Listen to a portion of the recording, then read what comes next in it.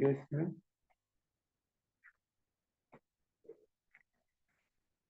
श्री रघुनंदन ठाकुर जी का चरित्र। व्यूहो स्थितिया प्रद्युम्ना प्रिय नर्म सखो भवत् चक्रे लीला सहायम यो राधा माधव वयो ब्रजे श्री चैतन्य अद्वैत तनुष एव रघुनंदन। प्रद्युम्न जी तृतीय व्यूह के हैं। इन्होंने भगवान कृष्ण के प्रिय नर्म सखा होकर ब्रज में श्री राधा माधव जी की लीला में सहायता की थी। वे प्रद्युम्न जी ही इस समय श्री चैतन्य के अभिन्न देह रघुनंदन बने।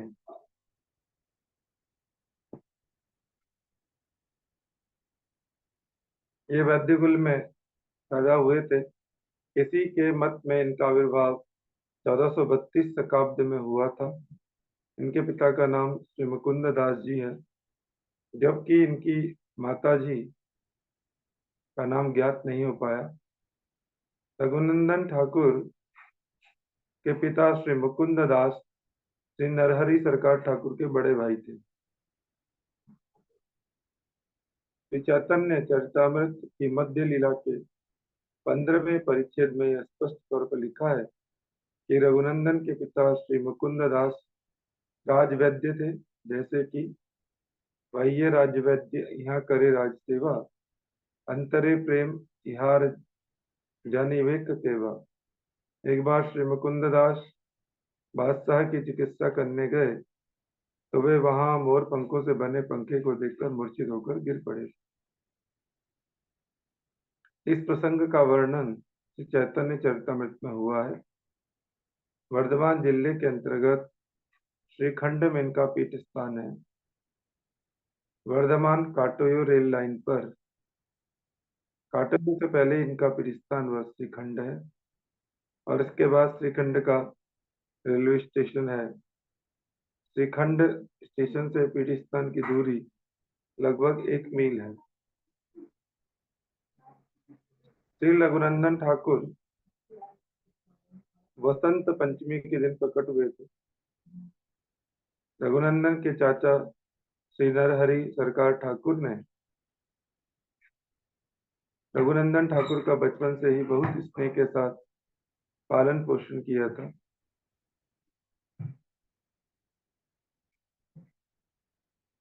जहाँ कृष्ण भक्ति होती है वहीं गुरुत्व का प्रकाश होता है। श्रीमन महाप्रभु जी ने ऐसा कहकर रघुनंदन जी को मुकुंद दास जी के पिता के पिता रूप से निर्देश किया था।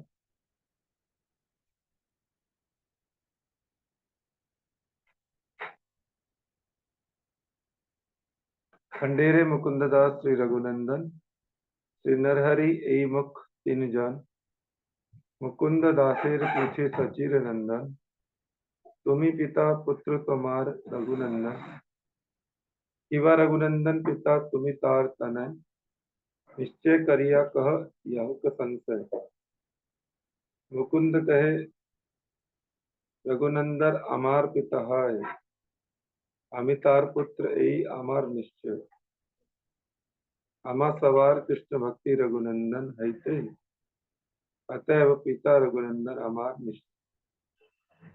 सुनि हर्षि कहे प्रभु पहिले निश्चय यहाँ ऐसे कृष्ण भक्ति सही गुरु है। श्रीखंड के 3 मुख्य जन हैं, श्री मुकुंद दास, श्री रघुनंदन और श्री नरहरि। एक दिन श्री सचिनंदन गौर हरि मुकुंद दास से पूछते हैं, आप पिता हो और आपका पुत्र श्री रघुनंदन है, या रघुनंदन पिता है और तुम उसके पुत्र हो? आप यह निश्चित रूप से बताइए ताकि मेरा संशय दूर हो जाए। श्री मुकुंद जी कहते हैं, रघुनंदन मेरा पिता है, मैं उनका पुत्र हूँ, यही मेरा निश्चय है, क्योंकि हम सबकी कृष्ण भक्ति श्री रघुनंदन से हुई है, अतः निश्चित रूप से रघुनंदन ही मेरे पिता है। यह सुनकर प्रभु प्रसन्नता से कहने लगे कि आपने ठीक बात कही है, जिससे कृष्ण भक्ति मिले वही महान है, बड़ा है। श्रीमन महाप्रभु जी ने रघुनंदन ठाकुर को सेवा के रूप में श्री विग्रह सेवा का आदेश दिया था। रघुनंदन अंधेर कार्य कृष्णेर सेवन, कृष्ण सेवा बिना इहार अन्य नहीं मान। अर्थात श्री रघुनंदन का कार्य तो श्री कृष्ण की सेवा ही है। कृष्ण सेवा छोड़कर उनका मन और कुछ नहीं चाहता। रघुनंदन ठाकुर ने शिशुकाल में अपने कुल देवता श्री गोपीनाथ को लड्डू खिलाए थे। उद्धव दास की गीति में उसका इस प्रकार वर्णन है। प्रकट प्रकट श्री खंडवास नाम श्री मुकुंद दास, धरे सेवा गोपीनाथ जानी, गेला कौन कार्यांतरे सेवा करी वार करे, श्री रघुनंदने डाकी आनी, घर आचे कृष्ण सेवा यत्न करे खावा इवा, एत बलि मुकुंद चलीला, पितार आदेश पाइया सेवार सामग्री लैया, गोपीनाथेर सम्मुख आईला। श्री रघुनंदने अति भया क्रम शिशुमति खाऊ, भले कांदिते कांदिते, कृष्ण से प्रेमेर वसे न रखिया अवशेष, सकल खाइला लक्षित, आसिया मुकुंद दास कहे बालकेर पास, प्रसाद नैवेद्य आन देखी, शिशु कहे नाथ सुन, सकली खाइल पुन, अवशेष कछु न रखी, सुनी अपरूप है विस्मत हृदय पुनः, आर दिने बालक के कहिए, सेवा अनुमति दिया बाड़ीर बाहिर हैया, पुनः आसी रहे लुकाइया, श्री रघुनंदन अति हैया हरिश्चमती, गोपीनाथे लाडू दिया करी, खाओ खाओ भले घन अर्धेक खाइते हैं, समय मुकुंद देखी द्वारा, दिखाइल रहे हैं आर न खाइला पुनः, देखिया मुकुंद प्रेम भाव, नंदन करिया कोले गद गद स्वर बोले, नयने वरिष्ठ से घन लोर, अद्यपि श्रीखंडपुरे अर्ध लाडू आचे करे, देखे यत भाग्यवंत जाने, श्री रघुनंदन यार लाडू खावाइला, तार देखी मने मह कौतुक बढ़िला। अर्थात श्रीखंड में श्री मुकुंद दास नाम वाले भक्त प्रकट हुए। वह घर में ही श्री गोपीनाथ जी की सेवा करते थे। एक बार उनको किसी कार्य के लिए बाहर जाना था, इसलिए उन्होंने अपने पुत्र रघुनंदन को बुलाकर कहा कि घर में श्री गोपीनाथ जी की सेवा है, यत्न करके ठाकुर जी को भोग लगाना। ऐसा कहकर श्री मुकुंद जी चले गए। पिताजी के आदेश अनुसार रघुनंदन जी सेवा की सामग्री लेकर श्री गोपीनाथ जी के पास आए। रघुनंदन अभी बाल्यावस्था में ही थे, तो सरल भाव से गोपीनाथ जी को रोते रोते कहने लगे कि आप खाओ।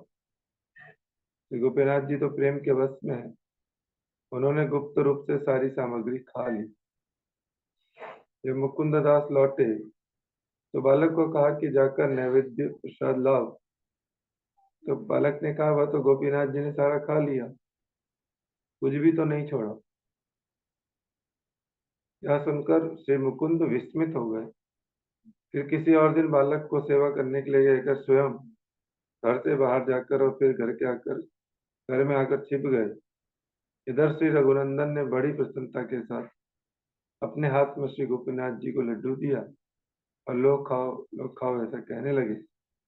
श्री गोपीनाथ जी ने जब आधा लड्डू खा लिया तो उसी समय श्री मुकुंद जी कमरे में देखने के लिए आ गए। आधा लड्डू जो बच गया था उसे गोपीनाथ जी ने नहीं खाया। यह देखकर मुकुंद प्रेम में विभोर हो गए। उनके नयनों से अश्रुधारा चलने लगी, कंठ गदगद हो गया और अति प्रसन्न होकर उन्होंने रघुनंदन को गोद में उठा लिया। आज भी खंड देश में आधा लड्डू लिए श्री गोपीनाथ जी विराजमान है। कोई भाग्यवान ही इनके दर्शन पा सकता है। श्री रघुनंदन जी मदन मोहन जी से अभिन्न है, मदन मोहन से अभिन्न है। रसिक उद्धव दास ये कहते हैं कि श्री रघुनंदन ने जिनको लड्डू खिलाया था उनके दर्शन करके मन में महा कौतुक बढ़ गया।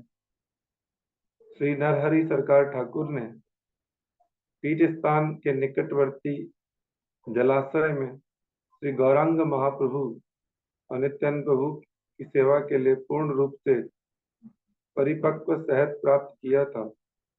यह किंवदंती भी सुनी जाती है कि रघुनंदन के अलौकिक प्रभाव से उस जलाशय के तटवर्ती कदम्ब वृक्ष पर हमेशा 2 फूल खिलते थे। श्री गौड़ीय वैष्णव विधान में श्री रघुनंदन ठाकुर के संबंध में एक अन्य अलौकिक घटना का उल्लेख भी है। श्री अभिराम ठाकुर ने किसी समय श्रीखंड में आकर श्री रघुनंदन को प्रणाम किया। श्री रघुनंदन उनका आलिंगन करके प्रेम में सुरवार हो गए थे। उस समय रघुनंदन बड़रांगा में प्रचंड कीर्तन कर रहे थे। उनके चरणों का नुपुर टूटकर 2 कोस दूर अकाई हाट में उनके शिष्य श्री कृष्णदास के घर जाकर गिरा।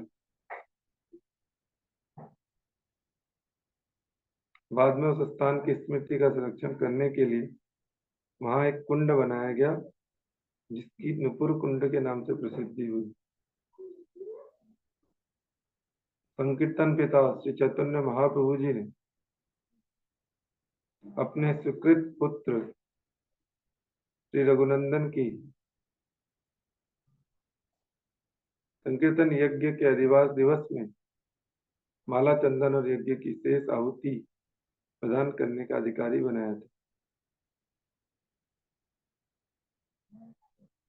श्री रघुनंदन ठाकुर चातुर्मास्य के समय गौड़ देश के भक्तों के साथ पुरी आते थे। श्री जगन्नाथ जी के रथ के आगे जो 7 संप्रदायों का नित्य कीर्तन होता था, उसमें खंडवासी भक्तों की 7वीं मंडली के नर्तक थे श्री नरहरि सरकार ठाकुर और श्री रघुनंदन। श्री नरोत्तम ठाकुर और श्रीनिवास आचार्य प्रभु द्वारा आयोजित खेतरी पीठस्थान महोत्सव में काटोयो में दास गदाधर जी के और श्रीखंड में श्री नरहरि सरकार के तिरुभाव उत्सव में श्री रघुनंदन ठाकुर ने योगदान दिया था। कहे श्री रघुनंदन प्रीति यार, जन्मे जन्मे श्री कृष्ण चैतन्य बस्तार। कहे की दयालु श्री रघुनंदन, प्रतिदीनहीन दुख जनेर जीवन।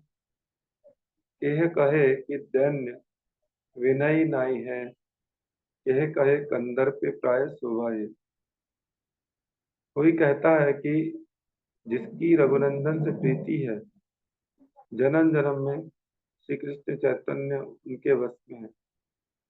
कोई कहते हैं कि हाँ, श्री रघुनंदन जी कितने दयालु हैं, वे दीनहीन तथा दुखी जीवों के तो जीवन स्वरूप हैं। और कोई कहता है कि उनमें इतनी दीनता व विनय भाव था कि उसका वर्णन ही नहीं हो सकता। कोई कहता है कि उनकी शोभा कामदेव के समान है। श्री रघुनंदन ठाकुर का श्रीनिवास आचार्य के प्रति असीम वात्सल्य स्नेह था। उन्होंने तिरुभान से पहले वैष्णव धर्म का भविष्य आशाप्रद नहीं, ऐसा कहकर श्रीनिवासाचार्य प्रभु को आश्वासन देकर आशीर्वाद प्रदान किया था।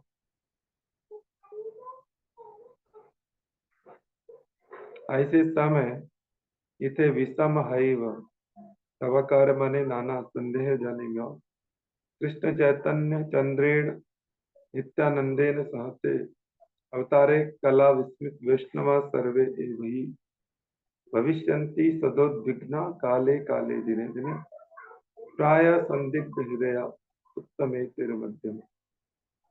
अर्थात श्री रघुनंदन जी ने श्रीनिवास जी को कहा कि कृष्ण चैतन्य प्रभु और नित्यानंद प्रभु द्वारा अपनी लीला संवरण करने पर इस कलिकाल में सारे वैष्णव सदा उद्विग्न चित्त रहेंगे। उत्तम, मध्यम और कनिष्ठ सभी समय के प्रभाव से सब समय प्राय संदिग्ध चित्त से रहने लगेंगे। नाहिव चिंतित इथे प्रभु गौर राय, साधिव अनेक कार्य तुम्हारे द्वारा चिरंजीवी हैया रही वे पृथ्वी पे, ताकि वे प्रभु धर्म स्वगण सही। तुम्हार प्रभावे कृष्ण बहिर्मुख गान, हई वे उन्मुख लैया तुम्हारे सर।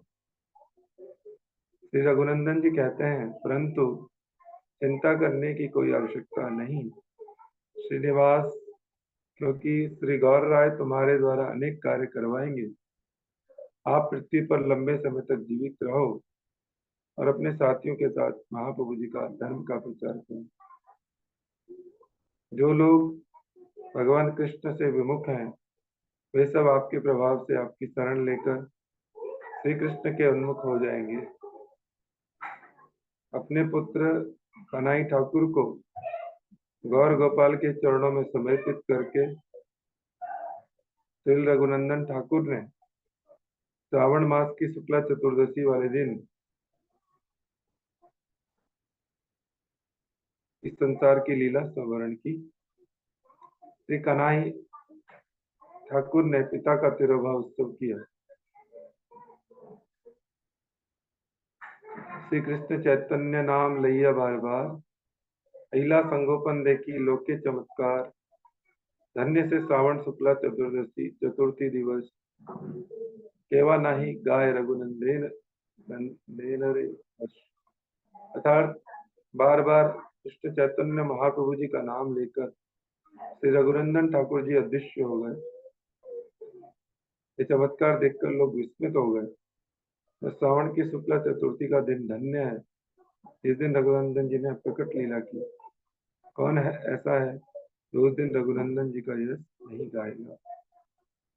यहाँ पर बड़ा ही सुंदर पावन चरित्र हम लोग रघुनंदन ठाकुर जी का श्रवण किया।